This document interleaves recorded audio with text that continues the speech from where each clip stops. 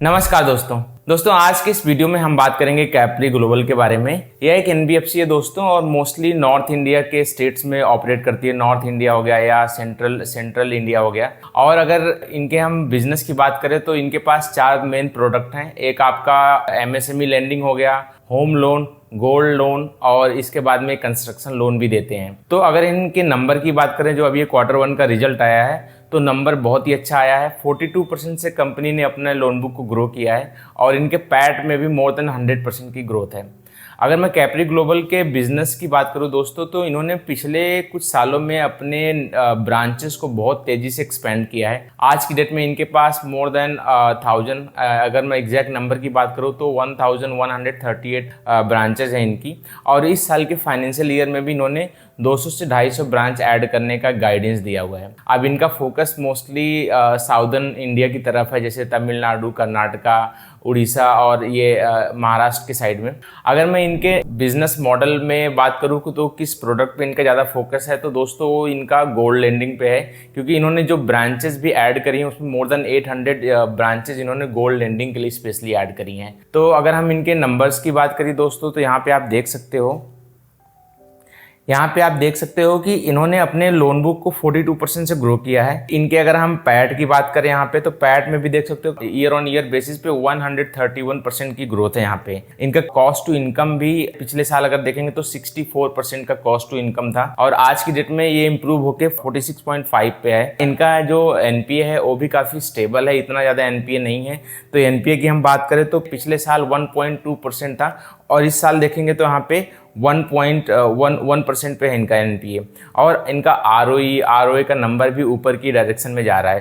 Quarter on quarter basis पे भी देखेंगे तो इनके लोन बुक में 8% से ग्रो किया है, जो कि अगर हम देखें Q4 के कंपैरिजन में Q1 काफ़ी ज़्यादा यहाँ पे लो ग्रोथ होता है बैंक और एनबीएफसीज के लोन बुक में। एक लीनियर क्वार्टर माना जाता है फाइनेंस बिजनेस के लिए, लेकिन इस क्वार्टर में भी इन्होंने 8% से क्वार्टर ऑन क्वार्टर बेसिस पे ग्रो किया है। बाकी हम यहाँ पे एयूएम की बात करें यहाँ पे, तो आप देख सकते हो कि ये आज की डेट में इनका ब्रेक देखेंगे तो जो इनका लोन बुक है इनमें सबसे ज़्यादा फोकस इन पर देखेंगे तो यहाँ पे गोल्ड लोन का है। गोल्ड लोन के बिजनेस को ये कंटिन्यूसली यहाँ पे देख सकते हो कि ग्रो कर रहे हैं यहाँ पे।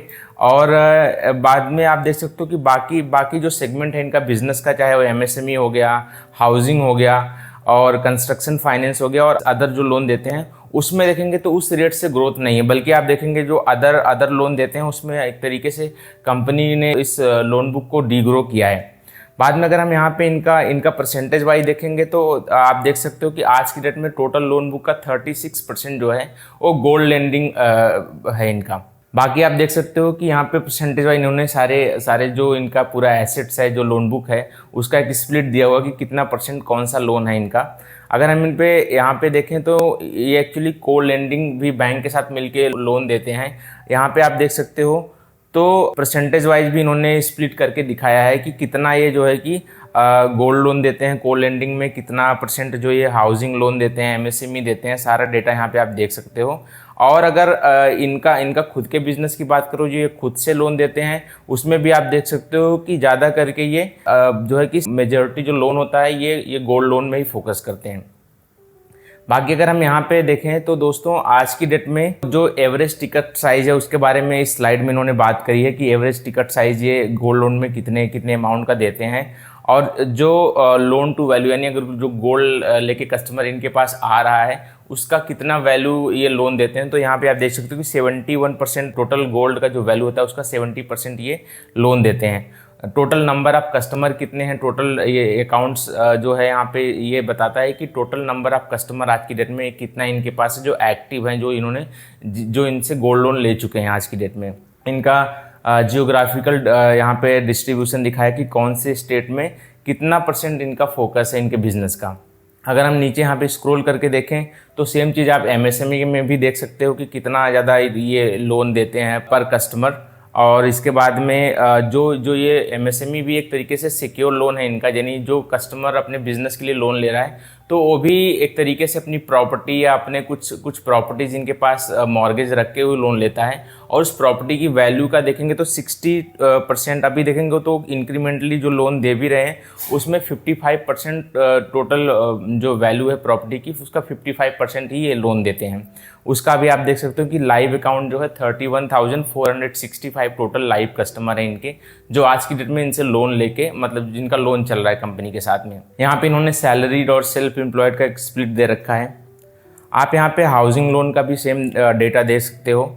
और अगर हम यहाँ पे स्क्रॉल करके नीचे की तरफ जाएं तो यहाँ पे ये दिखाया है कि जो ये कार लोन ओरिजिनेशन भी ये कंपनी करती है, यानी बैंकों के लिए ये जिनको कार लोन चाहिए तो बैंक के साथ मिलके बैंक के लिए ये तरीके से उनको कार लोन दिलाते हैं कस्टमर्स को। तो वहाँ पे भी कमीशन और एक तरीके से इनकम इनको अदर इनकम इनको मिलती है। वहाँ पे आप देख सकते हो किन किन बैंकों के साथ इनका एक तरीके से पार्टनरशिप है।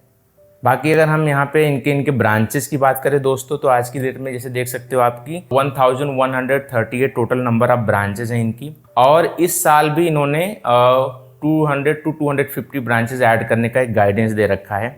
और मोस्टली अगर हम बात करें यहाँ पे तो आप देख सकते हो यहाँ पे कि गोल्ड लोन की जो टोटल ब्रांचेस है 821, यानी मेजॉरिटी ब्रांचेस में ये गोल्ड लोन देते हैं। तो अगर मैं दोस्तों इनके कॉनकॉल के बात करूं कि कॉनकॉल में क्या कुछ हुआ, तो कॉनकॉल में दोस्तों ज़्यादा करके क्योंकि उनका थोड़ा सा एसेट क्वालिटी थोड़ा सा ख़राब हुआ है, अगर मैं सिक्वेंसली देखूं तो पिछले क्वार्टर के कंपैरिजन में, तो कंपनी का यही कहना है दोस्तों कि जो एसेट क्वालिटी ख़राब हुआ है ये नॉर्मल है, क्योंकि पहले क्वार्टर में ऐसा होता है, कई बार कलेक्शन इतनी अच्छी नहीं होती।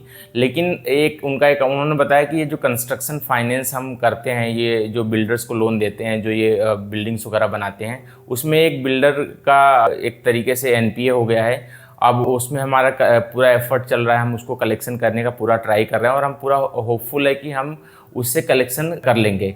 बाकी इन्होंने पूरे साल के लिए बोला है कि एसेट क्वालिटी में कोई प्रॉब्लम नहीं होगी, मैक्सिमम अगर भी हुई तो भी 50 बेसिस पॉइंट से ही हमारा एनपीए बढ़ेगा। बाकी इन्होंने जैसा कि बताया आपको ब्रांच एडिशन में 200 to 250 ब्रांचेस ऐड करने के लिए उन्होंने mostly southern part of India में बोला है कि हम कर्नाटका तमिलनाडु की तरफ फोकस करेंगे, और हम अपने गोल्ड लोन में बहुत ज़्यादा स्कोप हमें दिखता है, वहाँ पे हमें यील्ड भी अच्छा मिलता है, तो हम गोल्ड लोन में फोकस करेंगे तो हमारा जो इंटरेस्ट इनकम है वो काफ़ी अच्छा रहेगा। बाकी और इनसे पूछा गया कि अगर आपकी इतनी अच्छी लोन बुक इस तरीके से ग्रो कर रहा है, आज की डेट में आप 42% से अपने Q1 में भी इन्होंने अपने बहुत अच्छे नंबर आपने रिपोर्ट किया है, तो क्या आप अपने गाइडेंस को रिवाइज करेंगे? क्योंकि कंपनी ने पिछले क्वार्टर में इन्होंने 30% का लोन बुक का ग्रोथ का गाइडेंस दिया था इस फाइनेंशियल ईयर के लिए। तो मैनेजमेंट ने यही बोला दोस्तों कि हम अभी जो हमने पहले गाइडेंस दिया है 30% का, हम उसी पे ही रहना चाहते हैं, और Q2 के बाद में हम अगर कुछ हमें लगेगा कि और हमें अच्छा स्कोप दिखेगा तो हो सकता है हम इसको रिवाइज करें, लेकिन अभी के लिए हम 30% के ग्रोथ के गाइडेंस के साथ ही आगे जाना चाहते हैं। कंपनी का ये भी कहना था दोस्तों कि अब हमने बहुत ज़्यादा इन्वेस्टमेंट ऑलरेडी कर रखा है अपने बिजनेसेस में, हमने बहुत सारी ब्रांचेस ऐड कर रखी हैं। अब आने वाले टाइम में हमें उन ब्रांचेस जैसे वो मैच्योर होंगी, जैसे वहाँ पे उस ब्रांचेस से हमें बिजनेस आने लगेगा, तो हमारा कोई वहाँ पे एक तरीके से खर्चा कम होगा और हमारी इनकम आने वाले टाइम में और बढ़ेगी। तो कॉस्ट टू इनकम जो आज की डेट में 46% तक पहुँच चुका है, तो स्टेबल रहेगा। तो बहुत अगर कॉस्ट टू इनकम बढ़ेगा भी, क्योंकि इन्होंने बोला कि हम 200 to 250 ब्रांचेस जो ऐड करेंगे उससे हो सकता है हमारा कॉस्ट टू इनकम अराउंड 50% के आसपास रहे, लेकिन फ्यूचर में हमें उससे भी फ़ायदा मिलेगा। तो ये एक कॉस्ट टू इनकम आने वाले टाइम में धीरे धीरे वो कम होता ही रहेगा। बाकी दोस्तों इनका कहना है कि जैसे कुछ एनालिस्ट ने ये भी सवाल पूछा कि बहुत सारे अदर जो पीयर ग्रुप कंपनी हैं, जो NBFCs हैं, वो MSME सेगमेंट में और कहीं कहीं पे कुछ वो बता रहे हैं कि कहीं पे NPA हो रहा है, कलेक्शन एफिशिएंसी में प्रॉब्लम हो गया। तो आपको ऐसी कुछ प्रॉब्लम लगती है? तो मैनेजमेंट ने बोला कि हाँ, हमें कुछ ऐसे स्टेट्स जैसे MP का नाम दिया कि वहाँ मध्य प्रदेश में थोड़ा सा वहाँ पे कलेक्शन में हमें कुछ दिक्कत हो रही है। तो हम आज की डेट में हम ज़्यादा एक केयरफुल हैं, किसको लोन देना है किसको नहीं देना है। हम अपने अंडर राइटिंग पर बहुत ज़्यादा फोकस कर रहे हैं। टेक्नोलॉजी हमारे पास ऐसी है कि हम कस्टमर का सही से उसका एनालिसिस कर सकते हैं, और अगर हमें लगेगा किसी पर्टिकुलर सेगमेंट में कोई प्रॉब्लम आ रही है तो हम उसको एक तरीके से उस पर कम फोकस करके हम अपने गोल्ड लैंडिंग पे फोकस कर सकते हैं, क्योंकि हमारे पास मल्टीपल प्रोडक्ट हैं। तो वहाँ पे हम दूसरी तरफ फोकस करके हम इस जो ग्रोथ है इसको हम मेंटेन कर सकते हैं और अपने रिटर्न्स को, अपने यील्ड को प्रोटेक्ट कर सकते हैं। तो सब कुछ अच्छा लगता है दोस्तों। कैप्री ग्लोबल के बारे में कंपनी बहुत अच्छा कर रही है और आज की डेट में अगर हम स्टॉक के प्राइस की बात करें तो इसमें भी ज़्यादा कुछ आप देखेंगे तो स्टॉक में भी ज़्यादा कुछ मूवमेंट हुआ नहीं है। तो नंबर जिस हिसाब से आ रहे हैं कंपनी का, अगर ये कंटिन्यू रहता है तो आने वाले टाइम में एक अच्छी अपॉर्चुनिटी दिखती है हमें इसके स्टॉक्स में री रेटिंग की। तो ये था दोस्तों कैप्री ग्लोबल के बारे में।